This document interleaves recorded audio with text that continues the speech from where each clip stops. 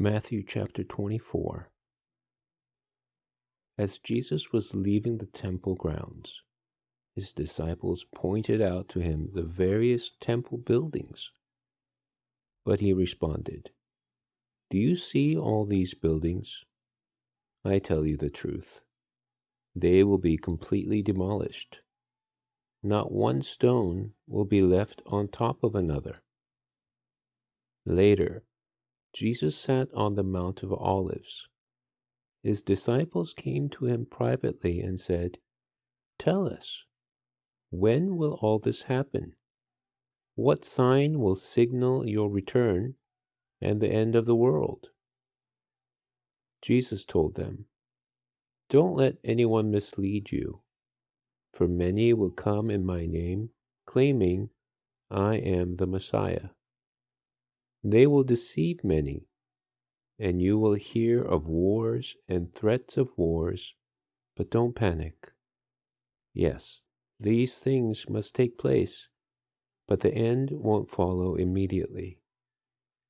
Nation will go to war against nation, and kingdom against kingdom. There will be famines and earthquakes in many parts of the world. But all this is only the first of the birth pains, with more to come. Then you will be arrested, persecuted, and killed. You will be hated all over the world because you are my followers. And many will turn away from me and betray and hate each other. And many false prophets will appear and will deceive many people. Sin will be rampant everywhere, and the love of many will grow cold. But the one who endures to the end will be saved. And the good news about the kingdom will be preached throughout the whole world, so that all nations will hear it. And then the end will come. The day is coming when you will see what Daniel the prophet spoke about, the sacrilegious object that causes desecration standing in the holy place. Then those in Judea must flee to the hills. A person out on the deck of a roof must not go down into the house to pack.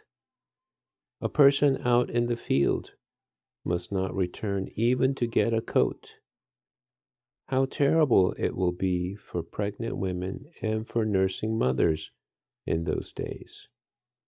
And pray that your flight will not be in winter or on the Sabbath, for there will be greater anguish than at any time since the world began, and it will never be so great again. In fact, unless that time of calamity is shortened, not a single person will survive. But it will be shortened for the sake of God's chosen ones. Then, if anyone tells you, "Look, here is the Messiah," or "There he is," don't believe it. For false messiahs and false prophets will rise up and perform great signs and wonders so as to deceive, if possible, even God's chosen ones. See, I have warned you about this ahead of time. So if someone tells you, "Look, the Messiah is out in the desert," don't bother to go and look. Or, "Look, he is hiding here."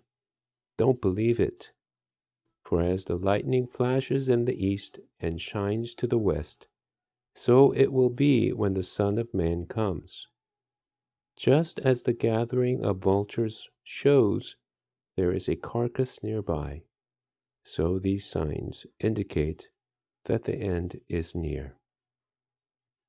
Immediately after the anguish of those days, the sun will be darkened, the moon will give no light, the stars will fall from the sky, and the powers in the heavens will be shaken. And then at last, the sign that the Son of Man is coming will appear in the heavens, and there will be deep mourning among all the peoples of the earth. And they will see the Son of Man coming on the clouds of heaven with power and great glory. And he will send out his angels with the mighty blast of a trumpet, and they will gather his chosen ones from all over the world, from the farthest ends of the earth and heaven. Now, learn a lesson from the fig tree. When its branches bud and its leaves begin to sprout, you know that summer is near.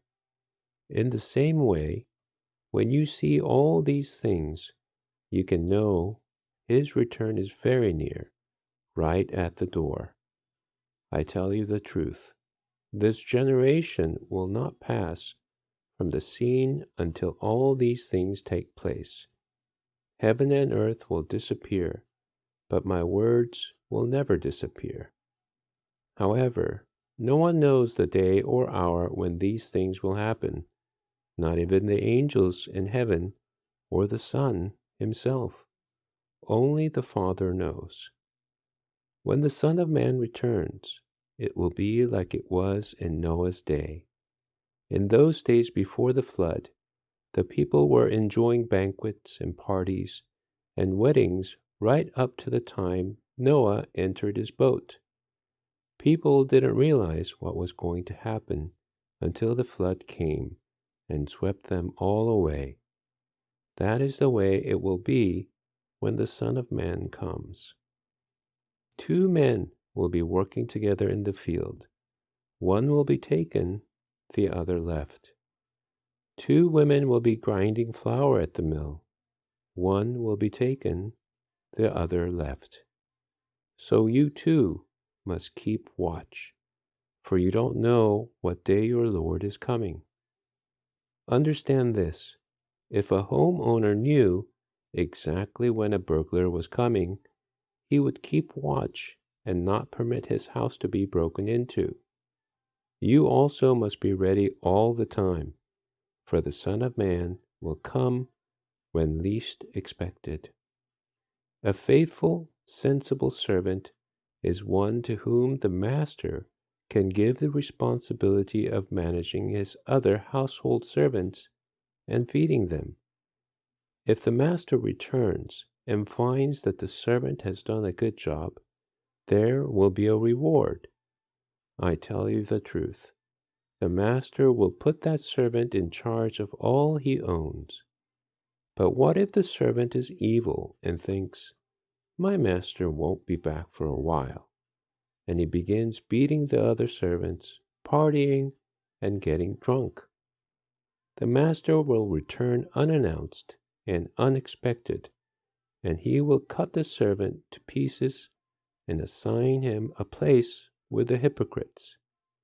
In that place there will be weeping and gnashing of teeth.